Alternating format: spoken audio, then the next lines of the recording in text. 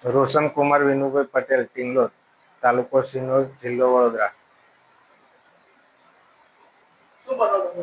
બનાવ તો ગઈકાલે રાત્રે તારું તૂટ્યું છે, આગળથી તારું તોડેલું છે ને ઘરમાં તિજોરી બધી તોડીને બધું અસ્તવ્યસ્ત કરીને અંદરથી રોકડ રકમ જે 5,000 રૂપિયા અંદાજિત હતી એ બધી લઈ ગયેલ છે.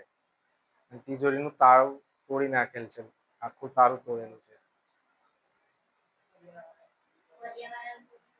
સવારમાં અહીંથી ફોન આવ્યો, અમે વડોદરા રહીએ છીએ, ફરિયામથી ફોન આવ્યો કે તારું તૂટેલું છે, એટલે પછી સવારમાં આવીને જોયું તો બધું તૂટેલું હતું ને વેરવિખેર પડેલું હતું ઘરમાં બધું. અમે ટીંગલોદ રહીએ છીએ, અમારું ઘર છે, અમે 10 વાગે હુવા ગયા, સવારે આયા તો અમારી તોડેલું જોયું, તિજોરી ને બાઈનું તારું ને બધું.